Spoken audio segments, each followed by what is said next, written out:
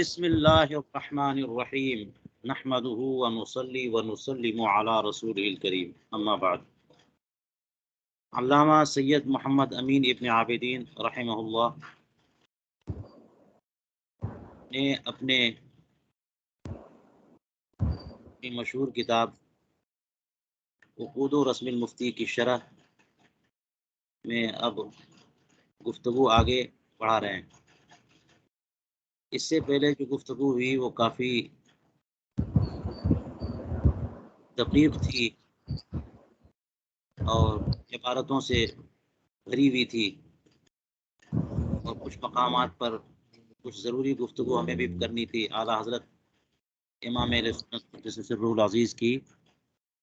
ترجیحات اور ان کے اقوال کی روشنی میں، تو وہ بھی ہم نے کر دی۔ کچھ وضاحتیں تھیں ضروری، جو وضاحتیں بھی کر دی۔ اب آئیے اس مشکل بحث سے فارغ ہونے کے بعد ہم آگے سلسلہ بڑھاتے ہیں۔ اب علامہ شامی اپنے منظوم کلام میں کیا فرماتے ہیں دیکھیے۔ فرماتے ہیں ثم اذا لم توجد الروایہ عن علمائنا ذوی الدراية واختلف الذين قد تأخروا يرجح الذي عليه الأكثر مثل الطحاوي وأبي حفص الكبير وأبوي جعفر والليث الشهير، وحيث لم توجد لهؤلاء مقالة نتيجة للإفتاء فلينظر المفتي بجد واجتهاد وليخشى بطش ربه يوم المعاد فليس يجسر على الأحكام سوى شقي خاسر المرام۔ یہ کتنے اشعار ہو گئے؟ 6 اشعار یہاں پر ہو گئے۔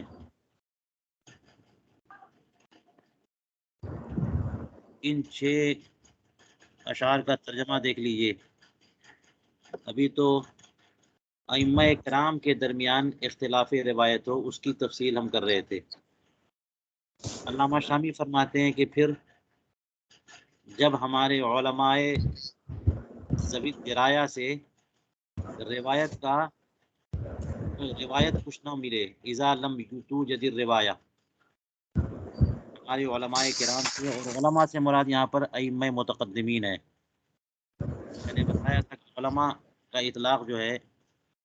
وہ عموماً بعد کے فقہا پر ہوتا ہے، لیکن لازمی طور پر ایسا نہیں ہے۔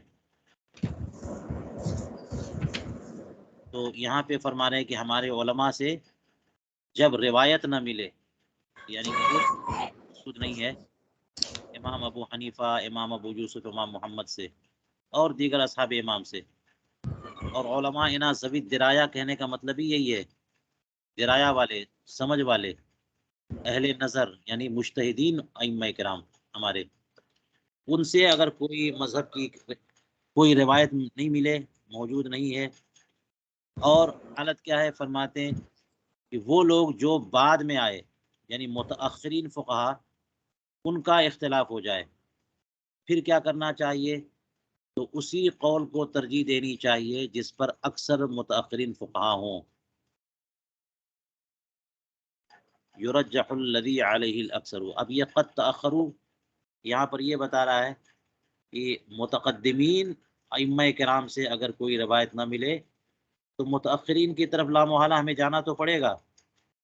لیکن متأخرین کا کوئی متفق علیہ قول نہ ملے بلکہ مختلف فی مسئلہ ہو گیا، یہاں پر پھر ہم کیا کریں گے کہ جمہور کی متفق علیہ مسئلے کی طرف جائیں گے، یہاں یہ کریں گے۔ وہ متقدمین کے معاملے میں ہم ایسا نہیں کریں گے کہ جناب امام صاحب ایک طرف ہیں اور ان کے تمام تلامذہ ایک طرف ہیں، تو جناب کثرت اور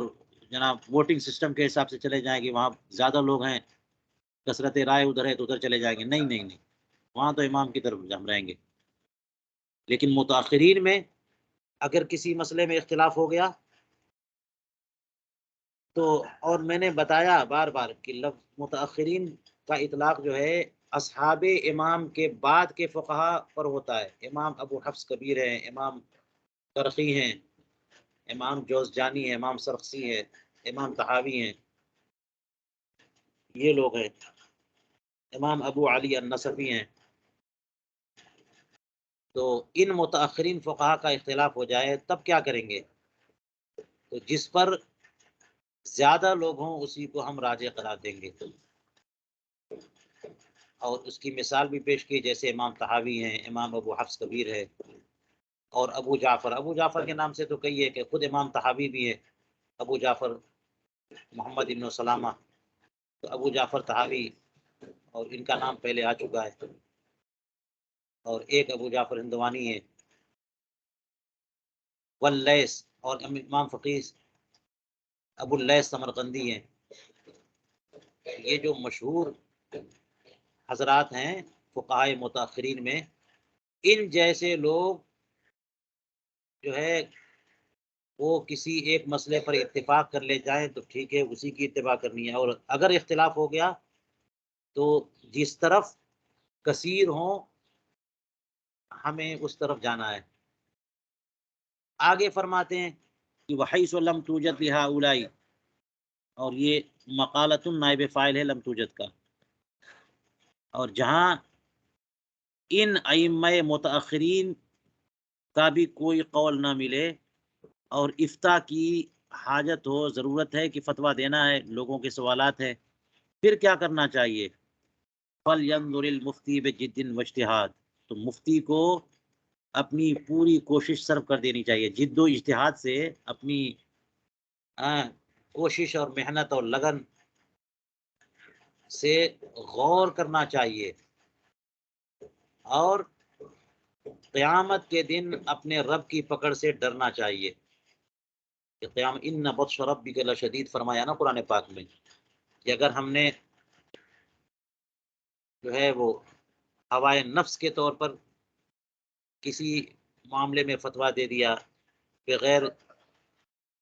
علم کے فتویٰ دے دیا، تو پھر کیا ہوگا؟ اللہ تبارک و تعالیٰ کی بڑی پکڑ آئے گی۔ تو خوف ربانی ایک بنیادی چیز ہے۔ یہاں پر کیا کہا انہوں نے کہ اگر ایسی صورت ہو کہ کوئی روایت متاخرین سے بھی نہیں مل رہی، متقدمین سے تو ہے نہیں، متاخرین سے بھی نہیں مل رہی ہے، اور آپ کو نوپیدا مسائل میں ایسی صورتحال آ جائے گی کہ نہ متقدمین کی طرف سے صریح کوئی منصوص مسئلہ موجود ہے، نہ متاخرین کی کتابوں میں اس کا تذکرہ ہے، تو پھر کیا کریں گے؟ افتاء کی ضرورت تو ہے۔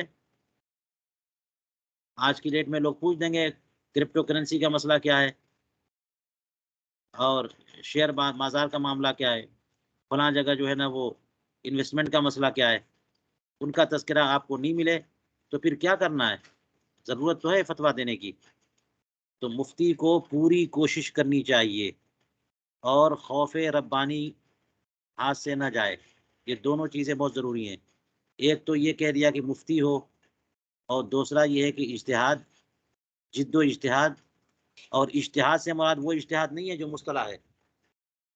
جی، کیونکہ اس زمانے میں اگر مجتہد ہے تو ٹھیک ہے، تب تو وہ بالکل فتویٰ دے گا اپنے اجتہاد سے۔ یہاں اجتہاد سے مراد لغوی اجتہاد ہے، یا پھر ایک وہ بات جس کا تذکرہ کبھی آیا تھا کہ اگر جو ہے نا بصیرت والا فقی کوئی موجود ہے اور مفتی موجود ہے تو ایک گنا اجتہاد سب کو حاصل ہے، ہر مفتی کو ایک گنا اجتہاد کی شان حاصل ہوتی ہے کہ ایسے مسائل میں جو آج پیش آ گئے ہیں ان میں غور و فکر کر کے ایک مضبوط رائے قائم تو کرنی ہوگی، دلائل پر غور و فکر کر کے، اور اشباہ و نظائر پر غور و فکر کر کے، یا پھر اس جیسی ملتی ہوئی مثالوں پر قیاس کر کے، اس طرح سے کچھ نہ کچھ کرنا تو پڑے گا، وہ مراد ہے۔ تو مفتی ہوں اور پوری کوشش صرف کریں، اور ساتھ میں اللہ رب العزت کی خشیت اور خوف بھی ہو۔ لہٰذا ایسے مفتی جو پیسوں میں بک جائیں مثال کے طور پر، تو ظاہر ہے کہ خوف نہیں ہے، یا محنت نہیں کی، توجہ نہیں کی، بس یوں ہی جو بات سمجھ میں آئی وہ فوراً بتا دی، تو جد و اجتہاد نہیں ہے۔ اور جو مفتی نہیں ہے وہ تو فتویٰ دے ہی نہیں سکتا ہے۔ تو یہ ساری چیزیں ہونی چاہیے۔ تو فرمایا کہ اگر کوئی ایسا معاملہ ہو کہ نہ متقدمین کا کوئی قول ہو، نہ متاخرین کا کوئی قول ہو، افتاء کی ضرورت ہو تو مفتی پوری کوشش صرف کر دے اور اللہ رب العزت سے ڈرے اور پھر فتویٰ دے۔ فرماتے ہیں فلیس یجسر علی الاحکام، یہ کیوں فرما دیا کہ پوری جد و جہد اور اجتہاد اور کوشش اور لگن سے اور اپنی فقہی بصیرت کو استعمال کرتے ہوئے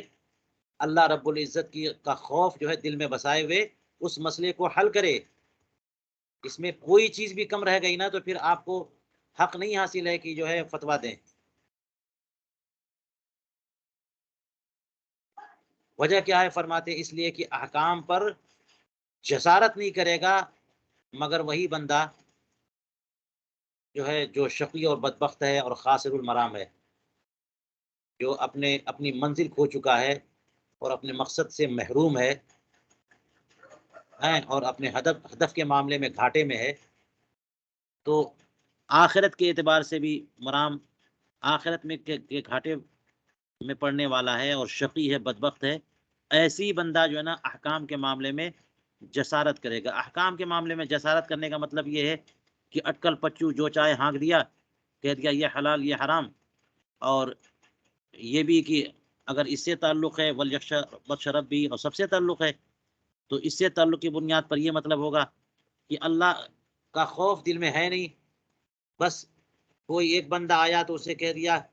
صحیح مسئلہ بتا دیا، اور کوئی مالدار بندہ آ گیا یا اپنی پارٹی کا آ گیا، اپنے گروہ کا آ گیا، یا پھر اپنا مرید آ گیا یا اپنے گھر کا بندہ کوئی آ گیا تو پھر کہے کہ تمہارے لیے حلال ہے، جاؤ اس طرح کر لو، تو پھر الہی کہاں گیا؟ تو یہ شقاوت اور خسران والے ہی ایسا کر سکتے ہیں۔ چلیے ان اشعار کے ضمن میں میں نے بقدر ضرورت گفتگو کر دی ہے، دیکھتے ہیں علامہ شامی اس کی تشریح کیسے کر رہے ہیں۔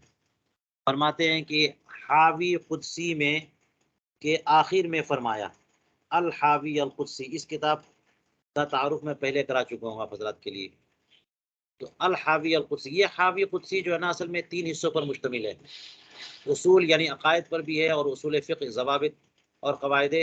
فقیہ پر بھی ہے، اور پھر فروع پر بھی ہے، اور فروع کا جو حصہ ہے نا بڑا مفصل ہے۔ تو فرما رہے ہیں عام طور پر علماء جو ہے حاوی قدسی کے حصے فروع سے مسائل اخذ کرتے ہیں، تو فرمایا کہ حاوی قدسی کے آخر میں فرمایا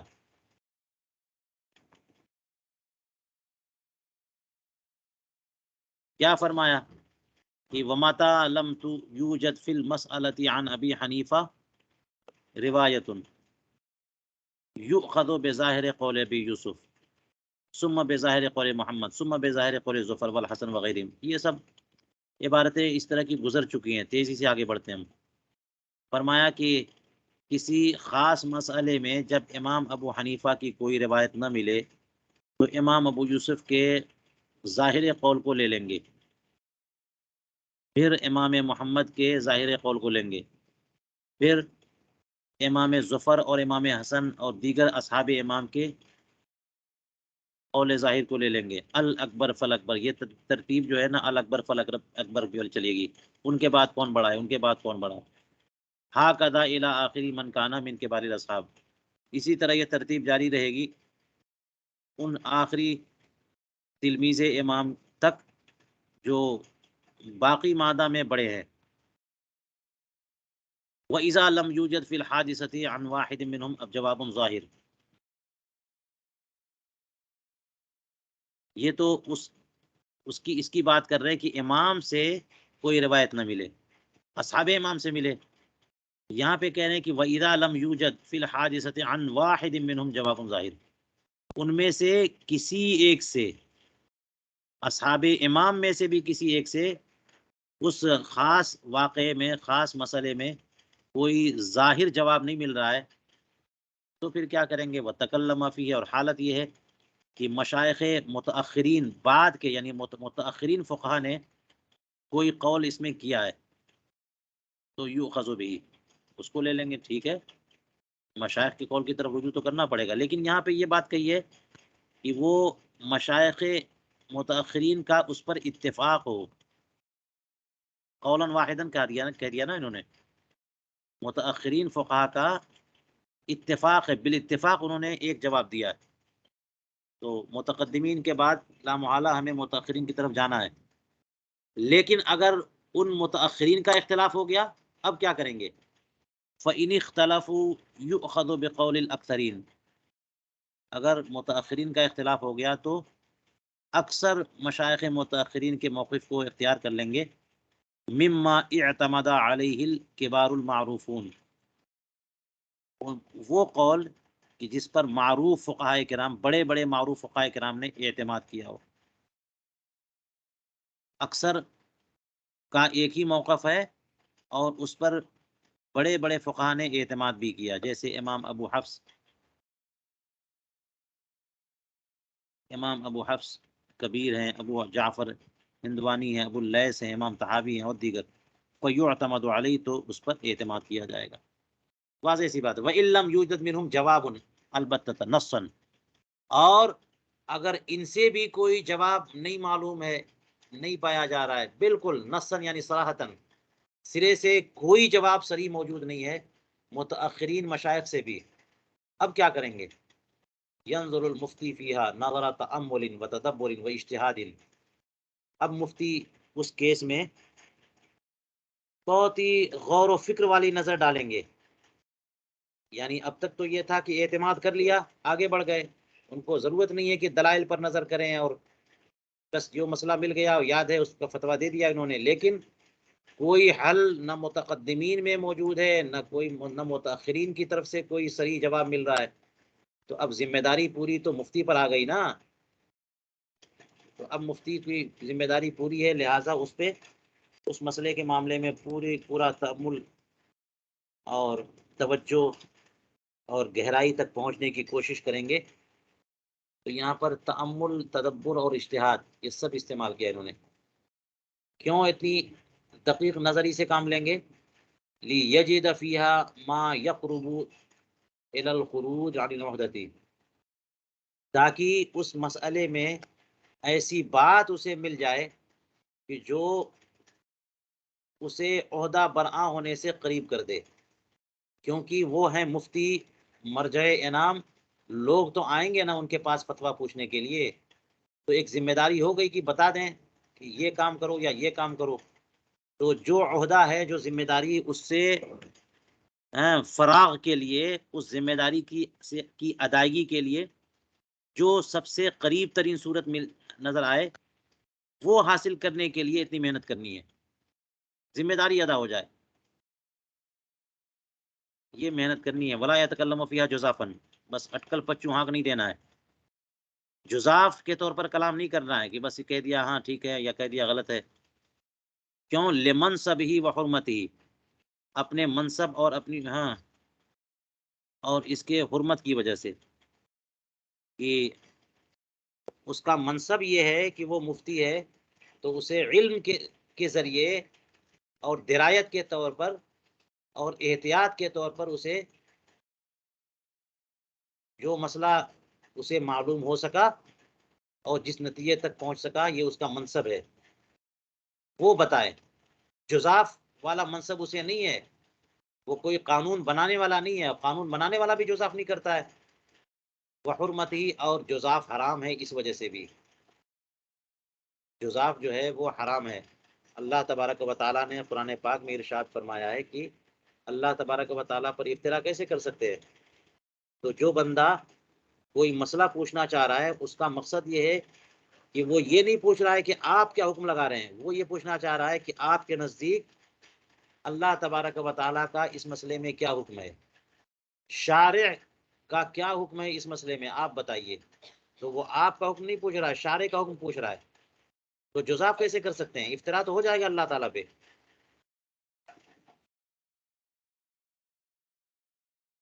یہ کام ہے، تو تأمل اور غور و فکر بھی کرنا ہے، اور اس معاملے میں وَلْيَخْشَ اللَّهَ تعالی،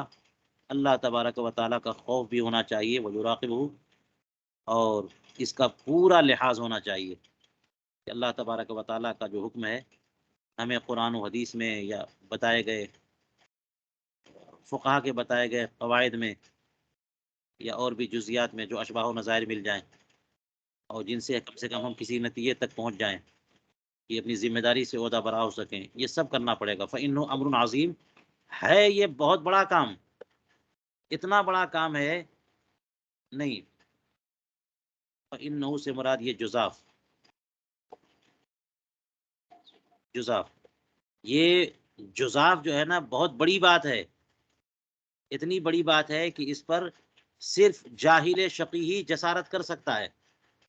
ایک محتاط بندہ، ایک عالم دین، ایک فقیہ، بلکہ ایک بندہ مومن جو ہے وہ اس کی ہمت کر ہی نہیں سکتا کہ اٹکل پچو جو بھی سمجھ میں آیا ہانک دیا اور بول دیا، چاہے وہ درست ہو چاہے نہ ہو۔ یہ جو ہے نا یہ جاہل کا کام ہے، شقی کا کام ہے۔ یا تو یہ کہ وہ مسئلے سے نابلد ہے تو جاہل ہوا، اسے حق ہی نہیں ہے فتویٰ دینے کا، یا پھر یہ کہ خوب جانتا ہے مسائل کو لیکن وہ مسئلہ بتانے میں سامنے کا چہرہ دیکھتا ہے کہ وہ بندہ اگر مالدار پارٹی ہے تو پھر اس کے لیے جواز کا فتویٰ دے دے، اور غریب ہے تو اس پہ پھر قانون لگا دے کہ یہ حرام ہے، تو یہ شقاوت ہوئی، بدبختی ہوئی۔ چلیے فرماتے وفی الخانیہ، فتاوی قاضی خان میں فرمایا وَإِن كَانَتِ الْمَسْأَلَةُ فِي غَيْرِ ظَاهِرِ الرِّوَایَہ إِن كَانَتْ تُوَافِقُ أُصُولَ أَصْحَابِنَا يُعْمَلُ بِهَا، اگر مسئلہ ظاہر الروایہ میں نہیں ہے بلکہ غیر ظاہر الروایہ نوادر میں ہے، فتاوی اور واقعات میں ہے، جس کی تفصیل ہم پہلے کر چکے ہیں، اگر وہاں وہ مسئلہ مل جائے تو کیا اسے لے لیں گے؟ فرمایا کہ اگر ہمارے ائمہ حنفیہ کے اصول کے موافق ہو تو یعمل بہا، بلا شبہ اس پر عمل کریں گے۔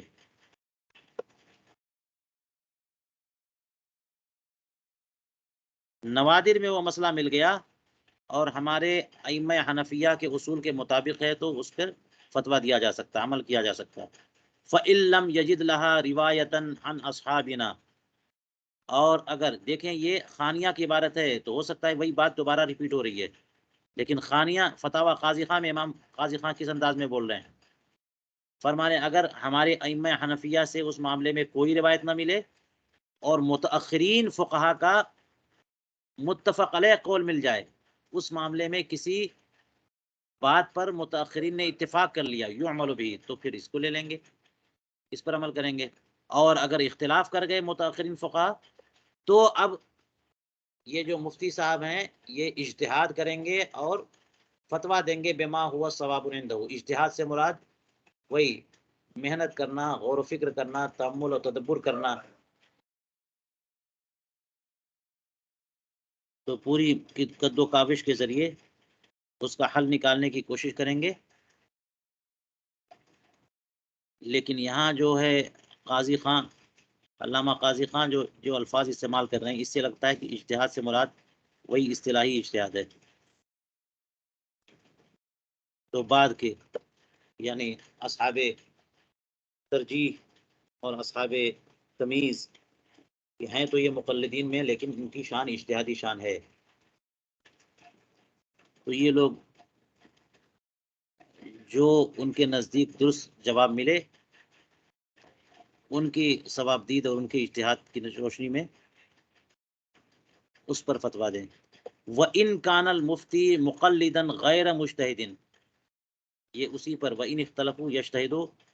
کے بعد یہ فرمایا کہ مفتی اگر مقلد ہے، مجتہد نہیں ہے، پھر کیا کریں گے؟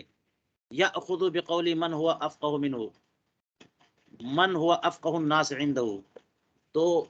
مفتی مقلد افقہ کی اتباع کریں گے، اس فقیہ کا قول لیں گے، اس فقیہ کے قول پر فتویٰ دیں گے جو ان کے نزدیک افقہ الناس ہیں، تمام لوگوں میں زیادہ فقہی بصیرت رکھنے والے ہیں۔ وَيُضِيفُ الْجَوَابَ إِلَيْهِ، اور جواب کو ان کی طرف منسوب کر دیں گے کہ عہدہ ان کا ہو جائے گا، ذمہ داری ان کی ہو جائے گی۔ تو جو افقہ الناس ہیں یا افقہ الفقہاء ہیں یا عالم و علماء البلد ہیں، ان کو نظر انداز نہیں کیا جا سکتا۔ اور ظاہر ہے کہ اس زمانے میں، بلکہ اس زمانے کی بات نہیں، کئی 100 سال سے معاملہ یہ چل رہا ہے کہ جناب وہ مفتیان کرام بھی مقلد ناقل ہیں، حاکی ہیں، تو اس لیے وہ فرمایا کہ اگر کوئی حل نہ ملے نہ متقدمین کی طرف سے نہ متاخرین کی طرف سے، تو پھر افقہ الناس اور عالم علماء بلد اور زیادہ فقہی بصیرت رکھنے والے مفتیان کرام کی طرف رجوع کریں اور ان کا جو فتویٰ ہو اس کی پیروی کریں اور جواب ان کی طرف منسوب کر دیں۔ فَإِنْ كَانَ أَفْقَهُ النَّاسِ عِنْدَهُ فِي مصر آخر فی مصر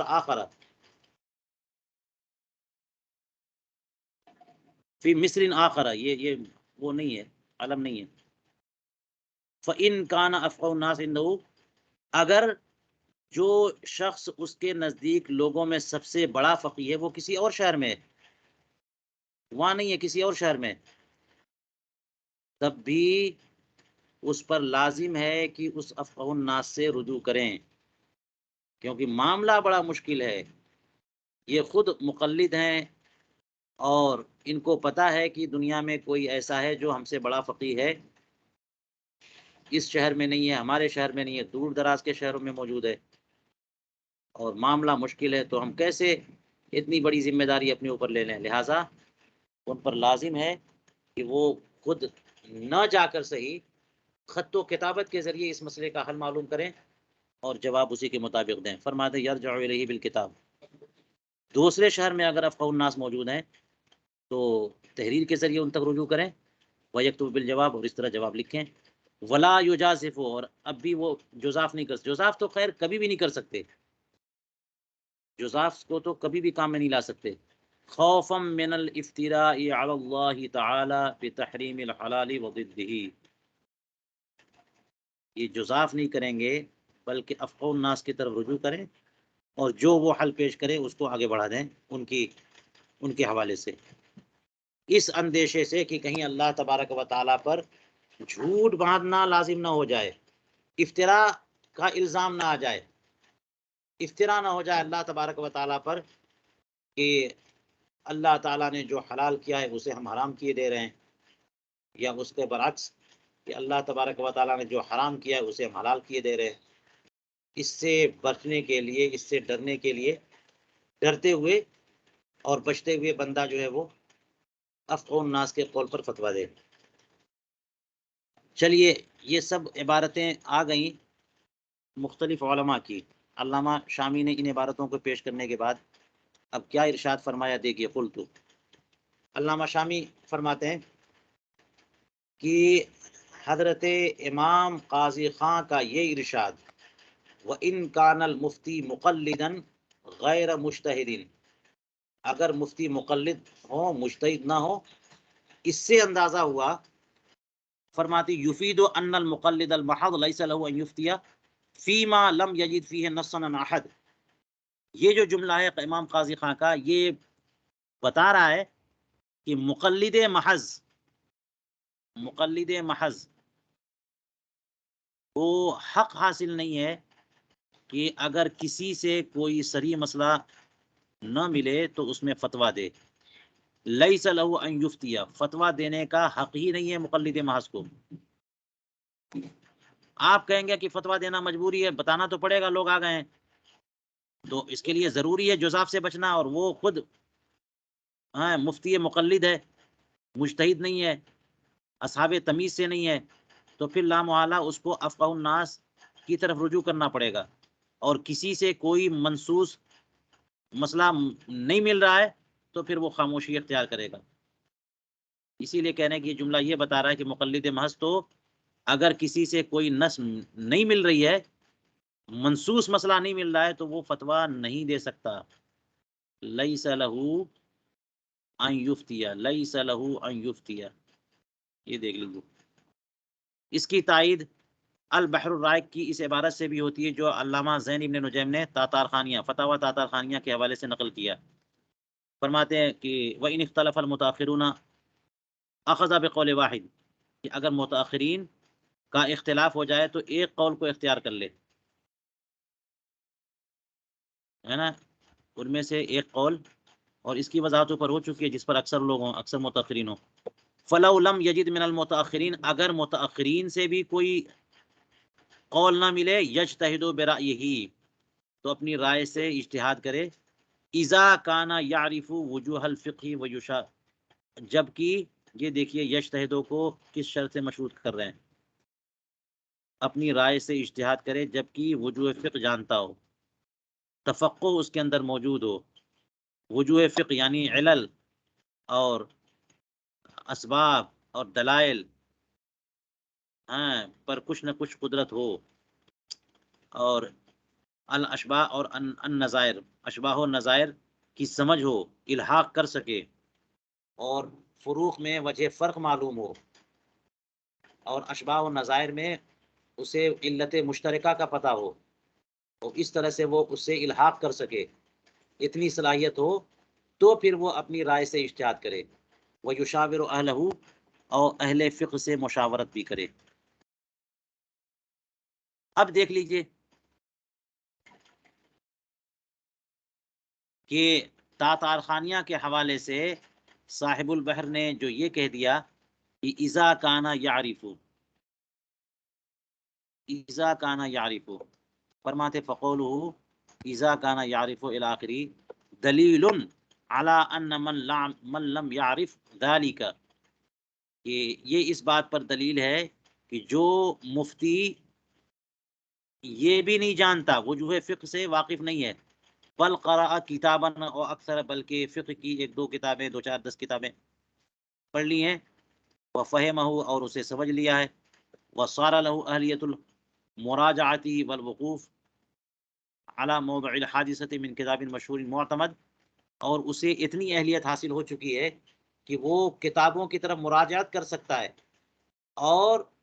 کسی معتمد اور مشہور اور متداول کتاب،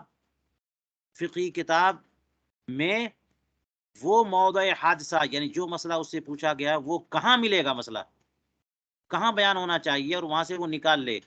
تو موضع حادثہ پر واقفیت بھی اسے حاصل ہو، اور مراجعت کی اہلیت بھی اسے حاصل ہو، اسے پتہ ہو کہ مسئلہ کہاں ملے گا، رجوع کر سکے، مراجعت کر سکے.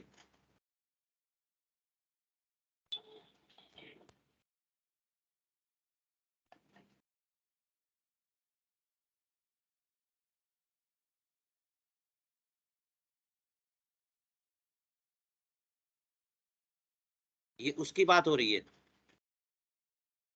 کہ جو وجوہ فقہ نہ جانتا ہو بلکہ کتابیں پڑھنا جانتا ہو،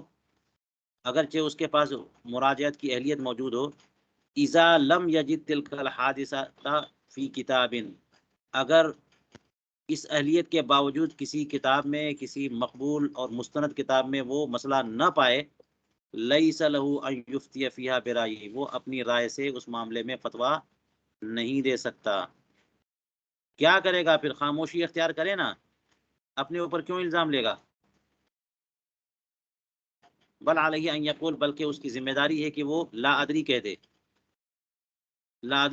ادری کہنے میں پتہ نہیں کیوں لوگ گھبراتے ہیں. اس مسئلے کا حل مجھے پتہ نہیں ہے، یہ کہہ دے،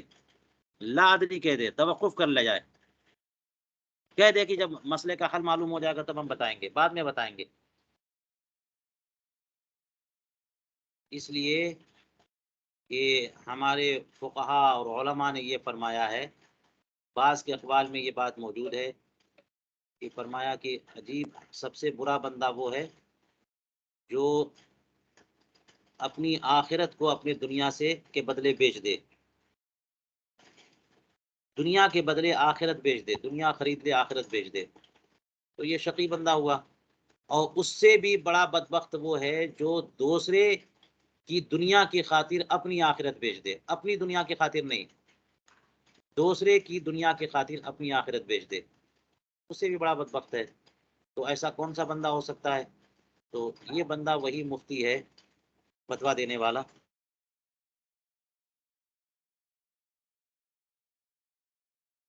اے نورین،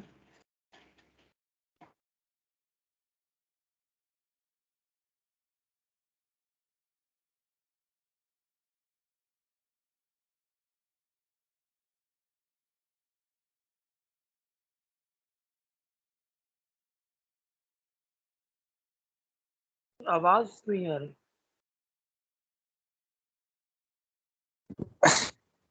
لیفٹ رائٹ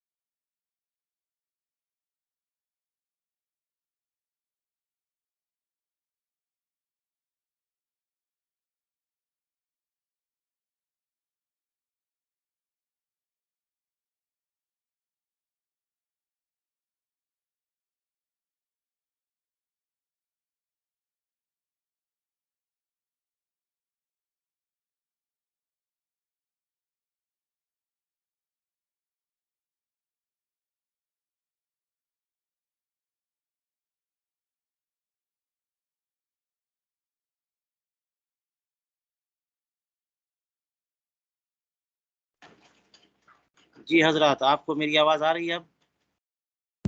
جی حضور آواز آ رہی ہے، آپ شور ہو رہی ہے. جی حضرت.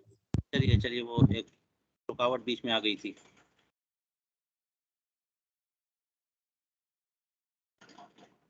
یہ مسئلہ ہے کہ اگر کوئی افقہ الناس بھی نہیں مل رہا ہے اور اس کے پاس اتنی صلاحیت نہیں ہے کہ وہ اپنی رائے سے اور دقت نظری سے اور فقہی بصیرت کو استعمال کرتے ہوئے کسی حل کی طرف پہنچے، کیونکہ فقہی بصیرت ہے ہی نہیں، تو ایسی صورت میں کیا کرے گا؟ لا ادری کہہ دے. میں وہی بول رہا تھا کہ یہ جو ہے نا ایسا بندہ جس کے بارے میں یہ کہا جائے کہ سب سے بدبخت وہ ہے جو دوسرے کی دنیا کے بدلے اپنی آخرت بیچ دے. حضرت اسکرین نہیں دکھ رہا ہے.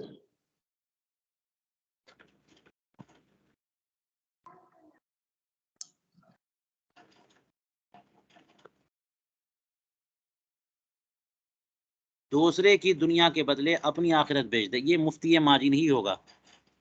یہ مفتی لفظ تو نہیں کہنا چاہیے، مفتی کا لفظ کا تو بڑی قدر و قیمت ہے، لیکن وہ جو محض جہالت کے ساتھ فتویٰ دے رہا ہے، لوگوں کو مسائل بتا رہا ہے. ٹھیک ہے، تو فرمایا کہ اس کی ذمہ داری ہے کہ ایسی صورت میں وہ لا ادری کہہ دے، توقف کرے، بول دے کہ مجھے پتہ نہیں ہے. کم سے کم آج کی ڈیٹ میں یہ بولنے میں تو پریشانی نہیں ہے نا کہ کہہ دیں کہ ہم اسے معلوم کر کے بتائیں گے، کتابوں سے مراجعت کر کے بتائیں گے. اتنا بھی اگر نہیں بولیں گے، کہہ دیں ہاں جائز ہے، یہاں منع ہے، تو یہ جزاف تو ہو گیا، اللہ تعالیٰ پر افطرا تو ہو گیا. کتنا بڑا وبال اس کا ہوگا آدمی سمجھ نہیں سکتا ہے. اسی لیے کہتے ہیں کہ اگر اہلیت ہے اور اللہ کا خوف ہے موجود تو پھر آپ اس میں پاؤں رکھیں، اس میں آگے بڑھے، ورنہ پھر ساحل پہ ہی سلامتی ہے، دور رہنے میں سلامتی ہے. تو وہی کہتے ہیں بل علیہ ان یقول لا ادری، بلکہ وہ لا ادری بولے. کما قال من هو اجل منہ قدرا من مجتہد الصحابہ ومن بعدهم، جیسا کہ ان حضرات نے بھی یہ لا ادری کا لفظ کا جملہ بولا ہے جو اس کے مقابل مقام اور مرتبے میں بہت زائد ہیں، ان کے مقامات بہت بلند ہیں. یعنی مجتہدین صحابہ کرام میں سے اور بعد کے مجتہدین تابعین اور ائمہ مجتہدین، حضرت عبداللہ ابن مسعود رضی اللہ تعالیٰ عنہ سے بخاری میں روایت ہے، اور بھی کئی صحابہ سے لا ادری کہہ دے رہے، نہیں پتہ، توقف کر رہے ہیں. بعد کے خود امام اعظم ابو حنیفہ کی طرف سے کہ 14 مسائل میں انہوں نے لا ادری کہا، بہت مسائل میں توقف کیا. اور اسی طرح سے یہاں پر فرما رہے ہیں کہ بل من قید بالوحی صلی اللہ تعالی علیہ وسلم، بلکہ وہ ذات بابرکات جس کی تائید وحی ربانی سے کی گئی ہے، صلی اللہ تعالی علیہ وسلم، رسول کریم علیہ الصلوۃ والسلام کی ذات اقدس بھی نے بھی جو ہے لا ادری کہا ہے. یہ تعلیم امت کے لیے کہ جب ایسے مواقع آ جائے تو لا ادری کہنے میں شرم نہیں کرنی چاہیے، اور یہ کہنا بھی سنت ہو جائے. کہ بعض روایتوں میں آیا کہ وہ تو قرآن کریم میں بھی ہے کہ لا ادری ہاں ما یفعل بھی، اور وہ فرمایا گیا کہ وہ منسوخ ہے سورہ فتح کی پہلی آیت سے. لیکن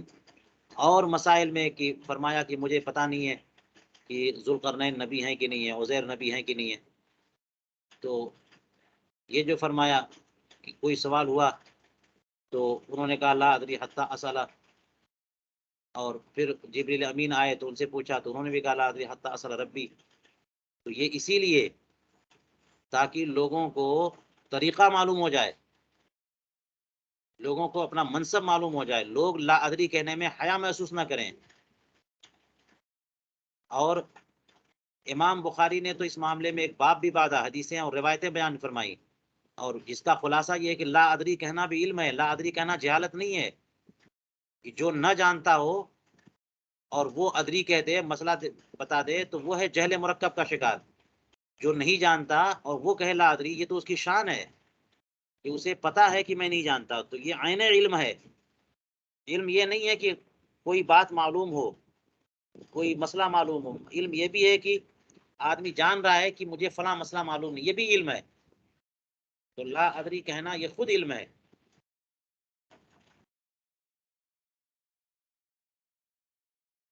چلیے یہ بات ہو گئی۔ علامہ شامی نے اس کی وضاحت فرمائی، کہتے ہیں والغالب ان عدم وجدانہ نص لقلت اطلاعہ او عدم معرفتہ بموضع المسألة المذکورہ فیہ، اور غالب گمان یہ ہے، اور عموماً زیادہ تر ایسا ہی ہوگا، کہ اگر ایسے مفتی اس زمانے کے یا کسی بھی زمانے کے وہ کہہ دیں کہ ہمیں وہ مسئلہ نہیں ملا کسی کتاب میں، تو چلیں ہم اپنا اجتہاد چلاتے ہیں اور فقہی بصیرت سے کام لیتے ہیں۔ بات یہ نہیں ہے، بات یہ ہے کہ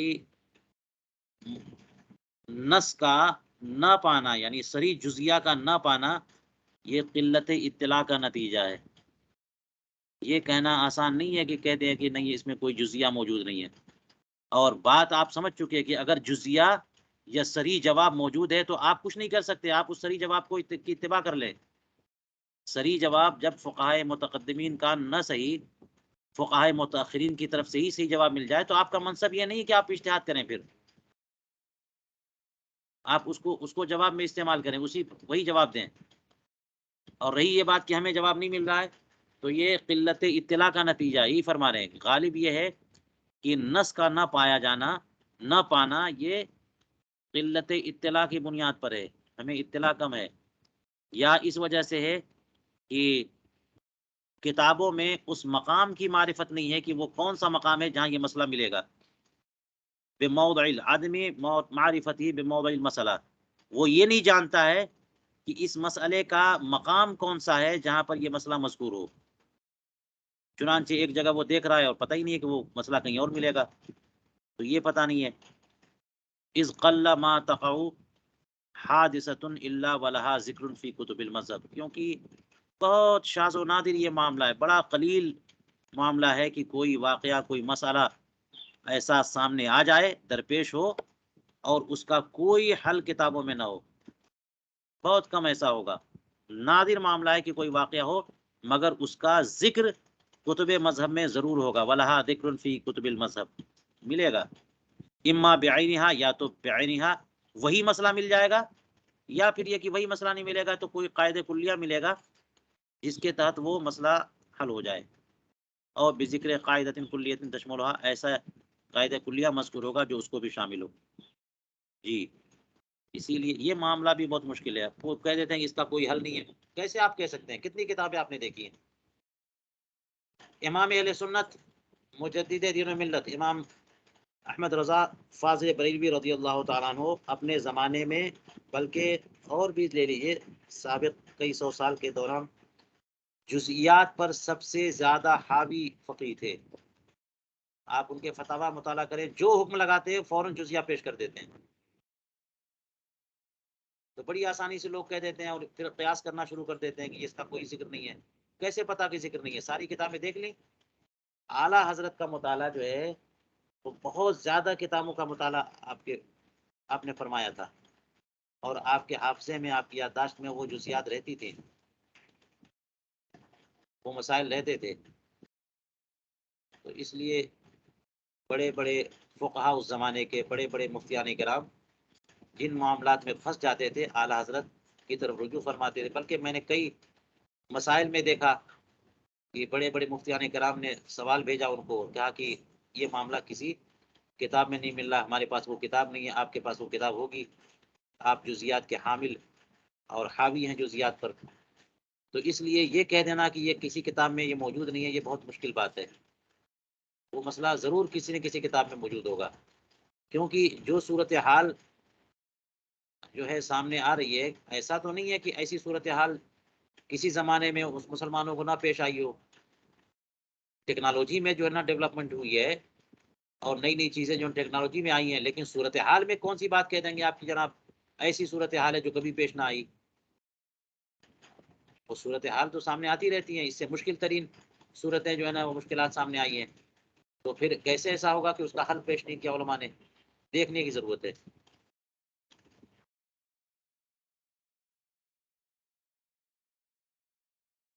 فرماتے السلام ہیں علیکم ورحمۃ اللہ وبرکاتہ۔ وعلیکم السلام ورحمۃ اللہ۔ چلیے میں تھوڑی سی بات مکمل کر دوں۔ فرماتے ہیں ولا یکتفا بے وجود نظیرہا مما یقاربھا، اور یہ کرنا پڑے گا، یعنی صریح نص موجود ہو، کوئی جزیہ موجود ہو، اس پر فتویٰ دے۔ ایسا کرنا کافی نہیں ہے کہ اس کی کوئی نظیر موجود ہو یا کوئی قریب ترین مسئلہ موجود ہو، اسی پر اکتفا کر لے اور قیاس کر کے وہی جواب دے دے۔ فَإِنَّهُ لَا يَأْمَنُ أَن يَكُونَ بَيْنَ حَادِثَةٍ وَمَا وَجَدَهُ فَرْقٌ، اس لیے کہ اس سے جو ہے امن نہیں ہے کہ ہو سکتا ہے کہ کوئی جو حادثہ، کوئی مسئلہ جو درپیش ہوا ہے اور جو اسے نظیر ملی ہے کتابوں میں، جو مسئلہ اسے کتابوں میں ملا ہے اس مسئلے میں اور جو مسئلہ اس کے سامنے آیا ہے اس مسئلے میں ایک فرق ہو، لا یصل الیہ فہمہ، اور اس کی فہم جو ہے، اس کی سمجھ اس تک نہیں پہنچ پا رہی ہے۔ ایسا ہو سکتا ہے، تو آپ نے سمجھا کہ جناب یہ مسئلہ یہاں پر ہے اور ایک حادثہ وہ جو پیش آیا تھا، یعنی ایک مسئلہ وہ ہے جو کتابوں میں لکھا، دونوں میں فرق ہے، وہ جو ہے فرق بھی ہیں وہاں پر، لیکن اس کی سمجھ نہیں ہے، تو اس لیے محض نظیر پر اکتفا نہ کرے، بلکہ جو مسئلہ اس کے سامنے آیا بعین ہی اس مسئلے کا حل مل جائے، جزیہ مل جائے، اس کی طرف جائے۔ وَكَم مِّن مَسْأَلَةٍ فَرَّقُوا بَيْنَهَا وَبَيْنَ نَظِيرَتِهَا، کتنے ایسے مسائل ہیں کہ فقہاء نے اس میں اور اس کی نظیر کے درمیان فرق بیان کیا ہے۔ کسی کو فروق کہتے ہیں، فروق کہتے ہیں کہ دو مسئلے ایسے ہیں کہ آپس میں ملتے جلتے نظر آتے ہیں، حالانکہ ان دونوں کے درمیان ایک جوہری فرق ہے، جسے فقہی بصیرت والے جانتے ہیں کہ یہ مسئلہ اس میں جواز کا حکم ہے تو اس کی وجہ یہ ہے، اور فلاں میں عدم جواز کا حکم ہے تو اس کی وجہ کچھ اور ہے۔ تو فروق ہوتے ہیں، وہ فرق ہیں، وجہ فرق جو ہے اس میں، لیکن وہ سمجھ میں نہیں آئے تو ایک میں جواز ہے تو دوسرے میں بھی آپ نے اپنی سمجھ سے کریے یہ بھی جائز ہے۔ پھر فرماتے حتی الفوا کتب الفروق لذالک، یہاں تک کہ فقہائے کرام نے کتب فروق تالیف کیا، اور علامہ زین ابن نجیم نے الاشباح والنظائر میں ایک پورا چیپٹر اس کا رکھا ہے۔ وَلَوْ وُكِّلَ الْأَمْرُ إِلَىٰ أَفْهَامِنَا لَمْ نُدْرِكِ الْفَرْقَ بَيْنَهُمَا، اگر معاملہ ہماری سمجھ کے حوالے ہو جائے تو ہم تو وجہ فرق جان بھی نہیں سکیں گے کہ ان دو مسئلوں میں وجہ فرق کیا ہے، بلکہ علامہ ابن نجیم نے فوائد زینیہ، یہ وہی الاشباح والنظائر ہے، اس میں فرمایا کہ لا يحل الافتاء من القواعد والضوابط، یہ قواعد و ضوابط سے فتویٰ دینا حلال نہیں ہے۔ قاعدہ ہے اور قاعدے کے تحت جو ہے کوئی مسئلہ آ رہا ہے تو آپ نے فٹافٹ جو ہے نا دے دیا کہ ہاں یہ جائز ہے اور یہ حرام ہے وغیرہ وغیرہ۔ کیوں؟ اس لیے کہ قواعد جو ہیں وہ کہنے کو کہہ دیتے ہیں کہ کلی ہیں، کوئی قاعدہ کلیہ نہیں ہوتا، اکثر ہی ہوتے ہیں۔ تو ہو سکتا ہے کہ جو مسئلہ آپ کے سامنے آیا وہ اسی آپ کے حساب سے اسی قاعدے کے تحت داخل ہو رہا ہے، لیکن واقعتاً داخل نہ ہو۔ تو قواعد و ضوابط کی مدد سے فتویٰ دینا حلال نہیں ہے، بلکہ فرمایا انہوں نے وَإِنَّمَا عَلَى الْمُفْتِي حکایت النقل صریح، مفتی کی ذمہ داری ہے کہ نقل صریح کی حکایت کرے، جو مسئلہ صراحتاً مذکور ہے وہ بیان کرے، کما صرحوا به، جیسا کہ فقہاء نے بیان کیا۔ وقال ایضا ان المقرر فی الاربعۃ المذاہب، چاروں مذاہب میں یہ بات طے شدہ ہے کہ ان قواعد الفقہ اکثریہ لا کلیہ۔ یہ دیکھیے علامہ پیری زادہ نے یہ بیان کیا کہ فقہی قواعد جو ہے وہ اکثری ہوتے ہیں اور تقریباً جو ہے نا کلیہ بول دیتے ہیں، تو کلی تھوڑی ہوتے ہیں۔ فعلی من لم یجد نقلا صریحا ان یتوقف فی الجواب، جو نقل صریح نہ پائے اسے توقف سے کام لینا چاہیے، لادری کہہ دینا چاہیے، خاموش ہو جانا چاہیے، یا یہ کہہ دینا چاہیے جب تک کہ حل معلوم، جب تک مجھے حل میں نہیں ملے گا میں نہیں بتا سکتا۔ یا پھر اسے کیا چاہیے، او یسأل من ہوا اعلم منہ، اس سے زیادہ علم رکھنے والا جو ہے اس سے پوچھنا چاہیے، اس سے رجوع کرنا چاہیے اگرچہ وہ کسی دوسرے شہر میں ہو۔ کما یعلم مما نقلنا عن الخانیہ، جیسا کہ خانیہ کے عبارت سے یہ بات معلوم ہو چکی ہے۔ فرماتے ہیں ظہیریہ، فتاوی ظہیریہ میں یہ ہے کہ وَإِن لَمْ يَكُنْ مِنْ أَهْلِ الْاجْتِهَادِ لَا يَحِلُّ لَهُ أَنْ يُفْتِيَ إِلَّا بِطَرِيقِ الْحِكَایَةِ، اگر بندہ مفتی اہل اجتہاد سے نہیں ہے تو فتویٰ دینا حلال نہیں ہے مگر حکایت کے طور پہ. وہ اگر مجتہد ہے تو اپنے اجتہاد کی بنیاد پہ کہے کہ اللہ تعالیٰ اور شریعت کا یا شارع کا یہ حکم ہے، لیکن اہل اجتہاد سے نہیں ہے تو حکایت کر دے. امام اعظم کا یہ ارشاد ہے، فلاں امام نے یہ فرمایا. فَيَحْكِي مَا يَحْفَظُ مِنْ أَقْوَالِ الْفُقَهَاءِ، جو اقوال فقہا اسے یاد ہیں وہ بیان کر دیں. ہاں قد توجد حوادث عرفیہ غیر مخالفت للنصوص الشرعیہ، ایسا بھی ہو سکتا ہے کہ کچھ عرفی حوادث و سوالات آ جائیں اور صورتحال پیدا ہو جائے جو نصوص شرعیہ کے مخالف بھی نہیں ہے. فیفتی المفتی بہا، تو پھر ایسی صورتحال میں قواعد کی بنیاد پر مفتی فتویٰ دے سکتا ہے، جیسا کہ ہم آخر نظم میں آخر منظومہ میں اس کا تذکرہ کریں گے. یہ ایک صورت بتائی ہے انہوں نے، ورنہ قواعد سے کوئی فتویٰ نہیں دے سکتا. لیکن کوئی ایسی صورتحال ہے جو نصوص شرعیہ کے خلاف نہیں جا رہی ہے تو وہاں پر قواعد سے فتویٰ دے بھی دے تو کوئی حرج نہیں ہے. لیکن یہاں پر اس کی تفصیل نہیں آ رہی ہے، اس کی تفصیل آخر میں آئے گی.